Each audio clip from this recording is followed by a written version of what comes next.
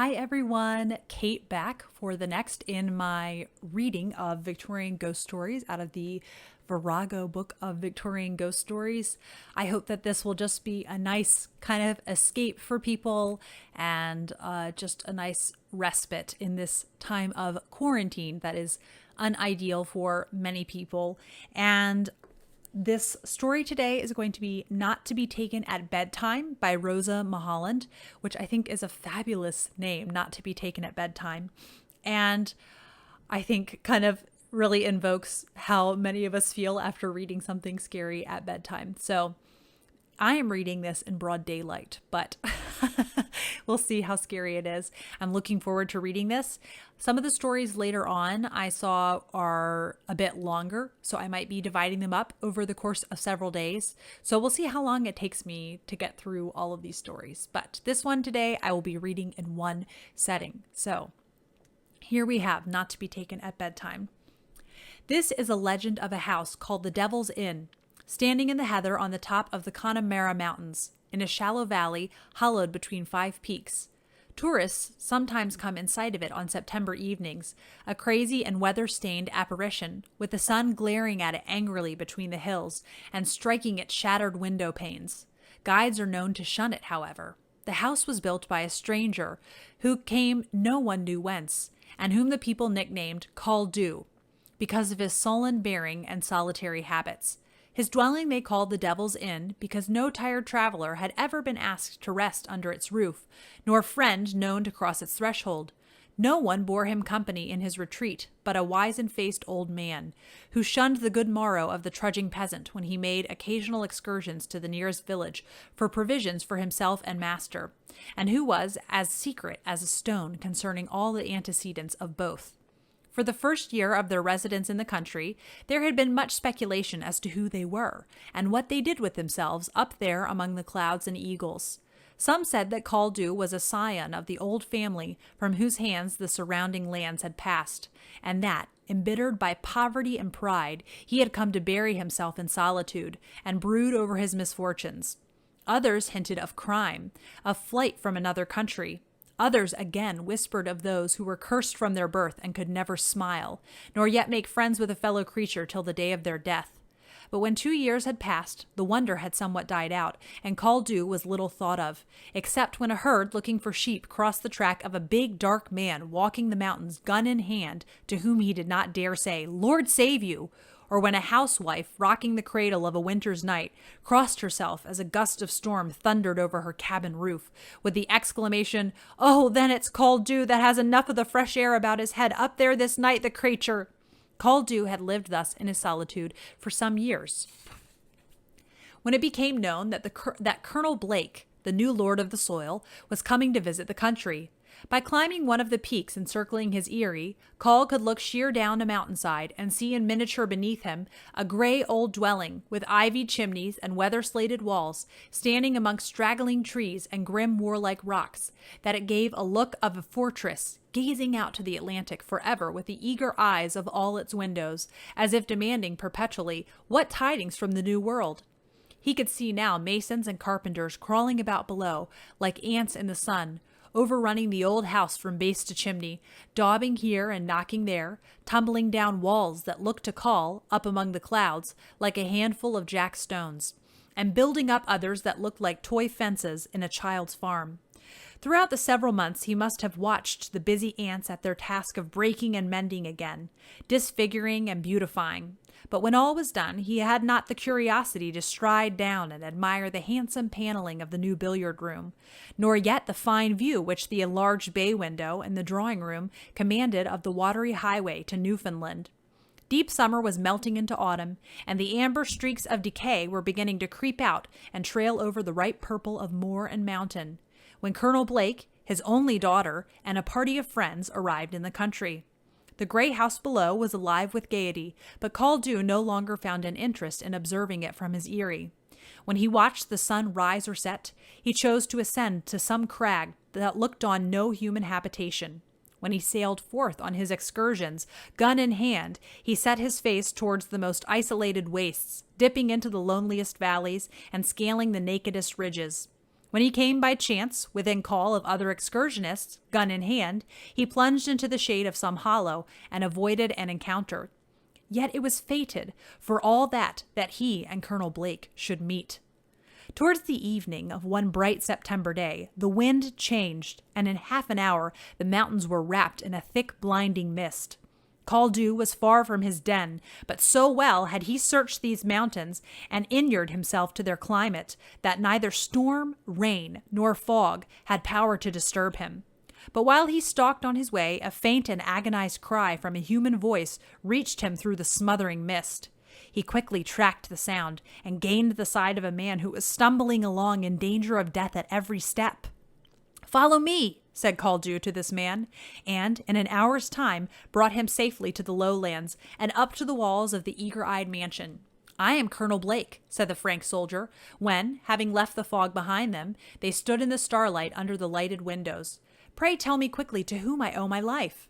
As he spoke, he glanced up at his benefactor, a large man with a somber, sunburned face.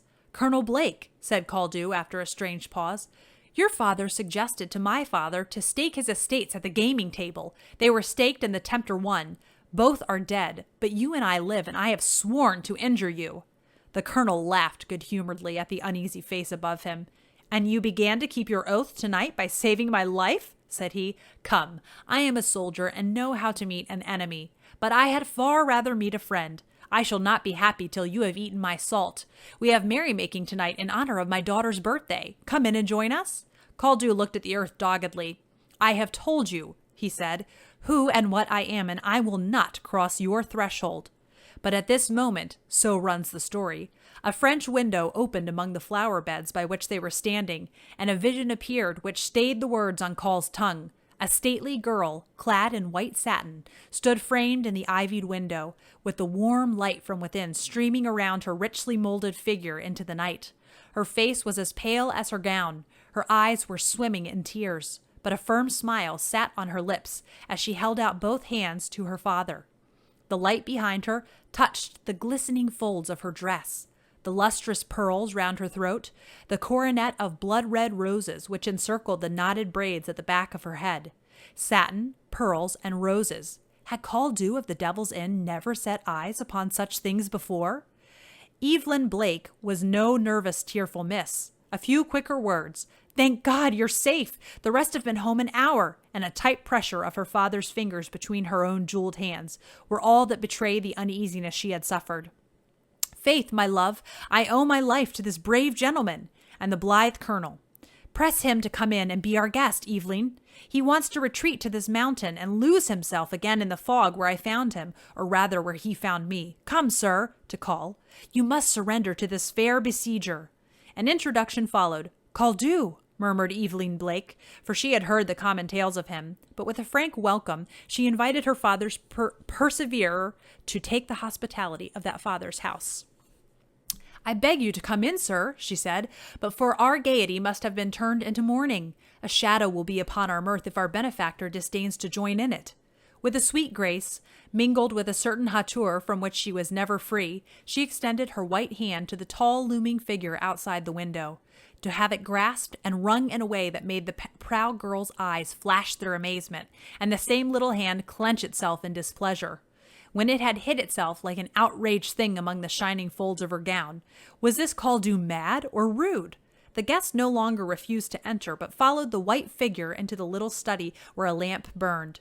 And the gloomy stranger, the bluff colonel, and the young mistress of the house were fully discovered to each other's eyes.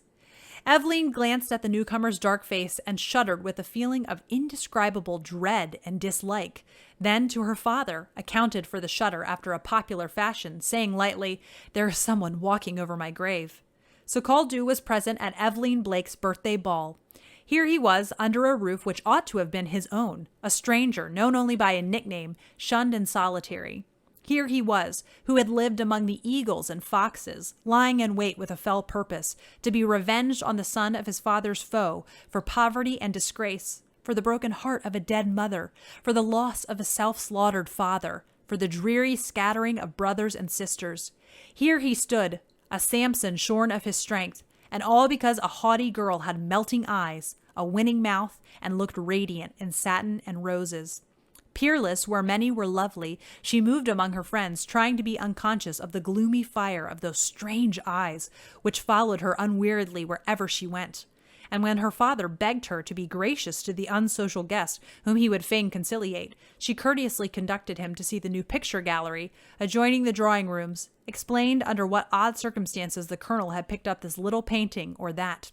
Using every delicate art her pride would allow her to achieve her father's purpose, whilst maintaining at the same time her own personal reserve, trying to divert the guest's oppressive attention from herself to the objects for which she claimed his notice. Caldew followed his conductress and listened to her voice, but what she said mattered nothing, nor did she wring many words of comment or reply from his lips until they paused in a retired corner where the light was dim, before a window from which the curtain was withdrawn. The sashes were open, and nothing was visible but water, the night Atlantic, with a full moon riding high above a bank of clouds, making silvery tracks outward toward the distance of infinite mystery dividing two worlds. Here the following little scene is said to have been enacted. "The window of my father's own planning is not creditable to his taste," said the young hostess, as she stood, herself glittering like a dream of beauty, looking on the moonlight. Caldew made no answer, but suddenly, it is said, asked her for a rose from a cluster of flowers that nestled in the lace on her bosom. For the second time that night, Evelyn Blake's eyes flashed with no gentle light. But this man was a savior of her father. She broke off a blossom, and with such good grace, and also with such queen-like dignity as she might assume, presented it to him. Whereupon not only was the rose seized, but also the hand that gave it, which was hastily covered with kisses.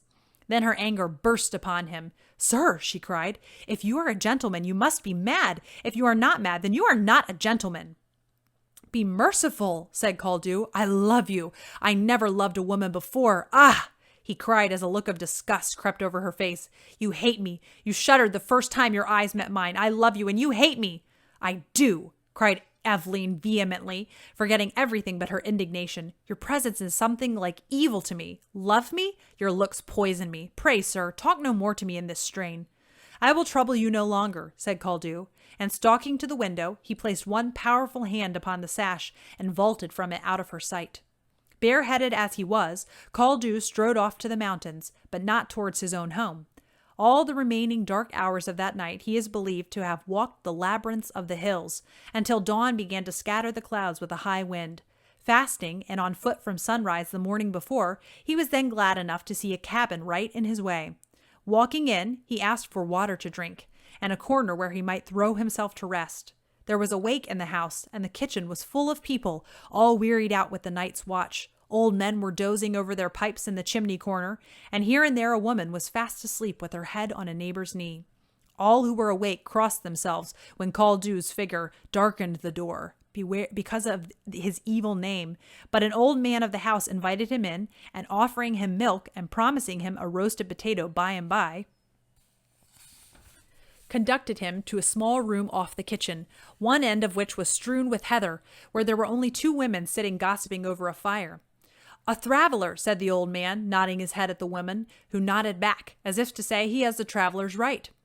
And Caldew flung himself on the heather in the furthest corner of the narrow room. The women suspended their talk for a while, but presently, guessing the intruder to be asleep, resumed it in voices above a whisper. There was but a patch of window with the gray dawn behind it, but Cal could see the figures by the firelight over which they bent. An old woman sitting forward with her withered hands extended to the embers, and a girl reclining against the hearth wall with her healthy face, bright eyes, and crimson draperies glowing by turns in the flickering blaze. "I do know," said the girl, "but it's the oddest marriage I've ever heard of. Sure, it's not 3 weeks since he could be right and left, and he hated her like poison." "Whist, Atherine," said the woman, bending forward confidentially. "Throthan will know all that of him. But what could he do, the creature, when she put Burrabose on him?" "The what?" asked the girl. "Then the Burrabose makeshree. That's the spaniel of death. And well, she has him tethered to her now. Bad luck to her." The old woman rocked herself and stifled the Irish cry breaking from her wrinkled lips by burying her face in her cloak. "But what is it?" asked the girl eagerly. "What's the Burrabos, anyway? And where did she get it?" "Ugh, it's not fit for coming over to young ears, but it's a strip of the skin of a corpse, peeled from the crown of the head to the heel, without crack or split where the charms broke, and that rolled up and put a string round the neck of the one that's cold by the one that wants to be loved. Sure enough, it puts the fire in their hearts hot and strong after 24 hours is gone. The girl had started from her lazy attitude and gazed at her companion with eyes dilated by horror. "Merciful Savior," she cried, "not a soul on earth would bring the curse out of heaven by such a black doin'." "Aye, bidin' Alana, and there's one that does it, and's in the devil."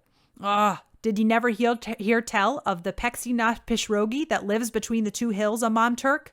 "I heard of her," said the girl breathlessly. "Well, sorry bit of lie, but it's herself that does it. She'll do it for money any day. Sure, they hunted her from the graveyard where she had the dead raised, and glory be to God they would have murdered her, only they missed her tracks and couldn't bring it home to her after." "Wish a wather," said the girl. "Here's the traveller getting up to set off on his road again. Then it's the short rest he took the sow."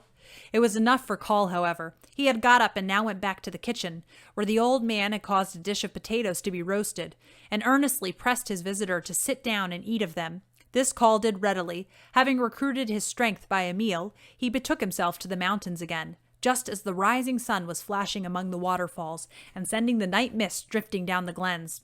By sundown the same evening, he was striding over the hills of Mam Turk, asking of herds his way to the cabin of one Peksy na Pishrogi. In a hovel on a brown, desolate heath, with scared-looking hills flying off into the distance on every side, he found Peksy, a yellow-faced hag dressed in a dark red blanket, with elf locks of coarse black hair protruding from under an orange kerchief swathed round her wrinkled jaws. She was bending over a pot upon her fire, where herbs were simmering, and she looked up with an evil glance when Caldew darkened her door. "The burra boss is it her honor wants?" she asked when he had made known his errand. Aye, but the money for Peksy. The burra boss is ill to get." "I will pay," said Caldew, laying a sovereign on the bench before her. The witch sprang upon it, and chuckling, bestowed on her visitor a glance which made even Caldew shudder. "Her honor is a fine king," she said, "and her is fit to get the burra boss. Ha! Her sow get the burra boss from Peksy, but the Aragot is not enough. More! She stretched out her claw-like hand, and Coll dropped another sovereign into it, whereupon she fell into more horrible convulsions of delight. "Hark ye," cried Coll, "I have paid you well, but if your infernal charm does not work, I will have you hunted for a witch." "Work?" cried Peksy, rolling up her eyes. "If Peksy's charm not work, then her honor come back here and carry these bits of mountain away on her back. Aye, her will work, if the colleen hate her honor like the old da soul herself. Still and with all her love will love her honor, like her own white soul afore the sun sets or rises. That, or the colleen does go wild mad afore 1 hour." "Hag," returned Caldew, "the last part is a hellish invention of your own. I heard nothing of madness. If you want more money, speak out, but play none of your hideous tricks on me." The witch fixed her cunning eyes on him and took her cue at once from his passion. "Her honor goes through," she simpered. "It is only the little bit more Aragod poor Peksy want." Again the skinny hand was extended. Caldew shrank from touching it and threw his gold coin upon the table. King, chuckled Peksy. "Her honor is a grand king. Her honor is fit to get the burra boss. The colleen das shall love her like her own white soul. Ha! "When shall I get it?" asked Caldew impatiently. "Her honor shall come back to Peksy in so many days. Dodeg, which is 12. So many days, for that the burrabog is hard to get. The lonely graveyard is far away, and the dead man is hard to raise." "Silence!" cried Caldew. "Not a word more. I will have your hideous charm, but what it is or where you get it, I will not know." Then, promising to come back in 12 days, he took his departure. Turning to look back on a little way across the heath, he saw Peksy gazing after him, standing on her black hill in relief against the lurid flames of the dawn, seeming to his dark imagination like a fury with all hell at her back. At the appointed time, Caldew got the promised charm. He sewed it with perfumes into a cover of cloth and gold, and slung it to a fine wrought chain. Lying in a casket which had once held the jewels of Coll's broken-hearted mother, it looked a glittering bauble enough. Meantime, the people of the mountains were cursing over their cabin fires because there had been another unholy raid upon their graveyard, and were banding themselves to hunt the criminal down. A fortnight passed. How or where could Caldew find an opportunity to put the charm round the neck of the colonel's proud daughter? More gold was dropped into Peksy's greedy claw, and then she promised to assist him in his dilemma. Next morning, the witch dressed herself in decent garb, smoothed her elf locks under a snowy cap, smoothed the wrinkles out of her face, and with the basket on her arm, locked the door of the hovel and took her way to the lowlands. Pecksy seemed to have given up her disreputable calling for that of a simple mushroom gatherer. The housekeeper at the Grey House bought poor Muriel's mushrooms of her every morning. Every morning she left unfailingly a nosegay of wild flowers for Miss Eveline Blake, God bless her. She had never seen the darling young lady with her own two longing eyes, but she sure hadn't heard tell of her sweet, purty face miles away. At last, one morning, whom should she meet but Miss Eveline herself, returning alone from a ramble, whereupon poor Myriad made bold to present her flowers in person. "Ah," said Eveline, "is it you who leave me the flowers every morning? They are very sweet." Myriad had sought her only for a look at her beautiful face, and now that she had seen it, as bright as the sun and as fair as the lily, she would take up her basket and go away contented. Yet she lingered a little longer. "My lady never walk up big mountain?" said Pecksy. "No," said Eveline, laughing, for she feared she could not walk up a mountain. "Ah, yes, my lady ought to go with more grand ladies and gentlemen, riding on purty little donkeys up the big mountains. Oh, grand things up big mountains for my lady to see." Thus she set to work and kept her listener enchained for an hour, while she related wonderful stories of those upper regions. And as Eveline looked up to the burly crowns of the hills, perhaps she thought there might be sense in this wild old woman's suggestion. It ought to be a grand world up yonder. Be that as it may, it was not long after this when Caldew got notice that a party from the Grey House would explore the mountains next day, that Eveline Blake would be one of the number, and that he, Call, must prepare to house and refresh a crowd of weary people, who in the evening should be brought hungry and faint to his door. The simple mushroom gatherer should be discovered laying in her humble stock among the green places between the hills, should volunteer to act as guide to the party, should lead them far out of their way, through the mountains and up and down the most toilsome ascents, and across dangerous places, to escape safely from which the servants should be told to throw away the baskets of provisions which they carried. Caldew was not idle. Such a feast was set forth as had never been spread so near the clouds before. We are told of wonderful dishes furnished by unwholesome agency, and from a place believed much hotter than is necessary for purposes of cookery. We are told also how Caldew's barren chambers were suddenly hung with curtains of velvet and with fringes of gold, and how the blank white walls glowed with delicate colors and gilding, how gems of pictures sprang into sight between the panels, how the tables blazed with plate and gold, and glittered with the rarest glass, how such wines flowed as the guests had never tasted, how servants in the richest livery, amongst whom the wizen-faced old man was a mere nonentity, appeared, and stood ready to carry in the wonderful dishes, at whose extraordinary fragrance the eagles came pecking to the windows, and the foxes drew near the walls snuffing. Sure enough, in all good time, the weary party came within sight of the Devil's Inn, and Caldew sallied forth to invite them across his lonely threshold. Colonel Blake, to whom Eveline, in her delicacy, had said no word of the solitary's strange behavior to herself, hailed his appearance with delight, and the whole party sat down to Call's banquet in high good humor.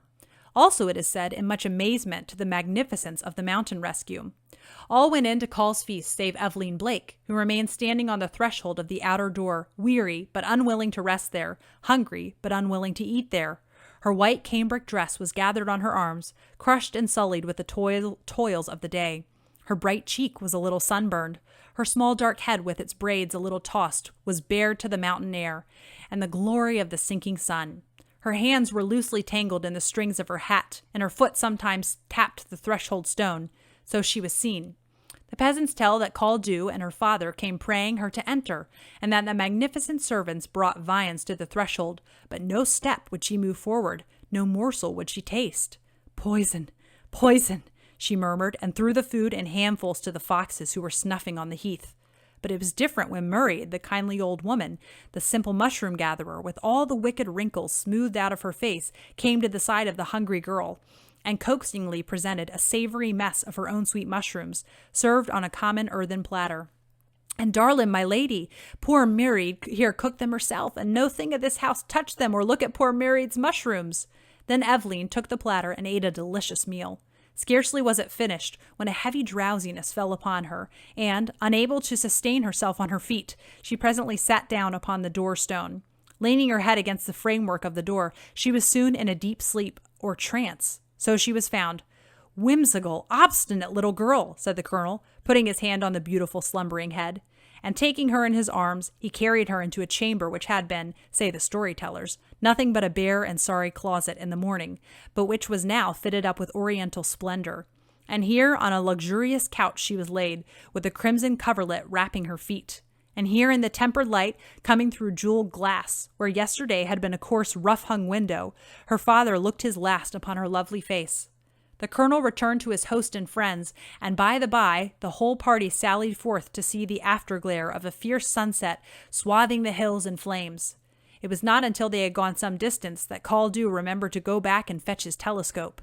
He was not long absent, but he was absent long enough to enter that glowing chamber with a stealthy step, to throw a light chain around the neck of the sleeping girl, and to slip among the folds of her dress the hideous glittering burabahs. After he had gone away again, Pexy came stealing to the door, and opening it a little, sat down on the mat outside, with her cloak wrapped around her. An hour passed, and Eveline Blake still slept, her breathing scarcely stirring the deadly bauble on her breast. After that, she began to murmur and moan, and Pexy pricked up her ears. Presently, a sound in the room told her that the victim was awake and had risen. Then Pexy put her face to the aperture of the door and looked in, gave a howl of dismay, and fled from the house to be seen in that country no more. The light was fading from among the hills, and the ramblers were returning towards the Devil's Inn, when a group of ladies, who were considerably in advance of the rest, met Eveline Blake advancing towards them on the heath, with her hair disordered as by sleep, and no covering on her head. They noticed something bright, like gold, shifting and glancing with the motion of her figure. There had been some jesting among them about Eveline's fancy for falling asleep on the doorstep instead of coming in to dinner, and they advanced laughing to rally her on the subject, but she stared at them in a strange way, as if she did not know them, and passed on. Her friends were rather offended, and commented on her fantastic humor. Only one looked after her and got laughed at by her companions for expressing uneasiness on the willful young lady's account. So they kept their way, and the solitary figure went fluttering on, the white robe blushing, and the fatal burabahs glittering in the reflection from the sky. A hare crossed her path, and she laughed out loudly, and clapping her hands sprang after it. Then she stopped and asked questions of the stones, striking them with her open palm because they would not answer. An amazed little herd sitting behind a rock witnessed these strange proceedings. By and by, she began to call after the birds in a wild, shrill way, startling the echoes of the hills as she went along. A party of gentlemen returning by a dangerous path heard the unusual sound and stopped to listen. "What is that?" asked one. "A young eagle," said Caldew, whose face had become livid. They often give such cries. "It was uncommonly like a woman's voice," was the reply. And immediately another wild note rang towards them from the rocks above, a bare saw-like ridge shelving away to some distance ahead and projecting one hungry tooth over an abyss. A few more moments and they saw Eveline Blake's light figure fluttering out towards this dizzy point. "My Eveline!" cried the colonel, recognizing his daughter. "She is mad to venture on such a spot." "Mad!" repeated Caldew, and then dashed off to the rescue with all the might and swiftness of his powerful limbs. When he drew near her, Eveline had almost reached the verge of the terrible rock. Very cautiously he approached her, his object being to seize her in his strong arms before she was aware of his presence, and carry her many yards away from the spot of danger. But in a fatal moment, Eveline turned her head and saw him. One wild, ringing cry of hate and horror, which startled the very eagles and scattered a flight of curlews above her head, broke from her lips. A step backward brought her within a foot of death. One desperate though wary stride, and she was struggling in Call's embrace. One glance in her eyes, and he saw that he was striving with a mad woman. Back, back she dragged him, and he had nothing to grasp by. The rock was slippery, and his shod feet would not cling to it. Back, back! A horse panting, a dyer swinging to and fro, and then the rock was standing naked against the sky. No one was there, and Caldew and Eveline Blake lay shattered far below. Hoo-hoo-hoo! That was intense. I'm going to be thinking about that, and that really packed a punch. Wow. Now I want to look up this author. What's her name again?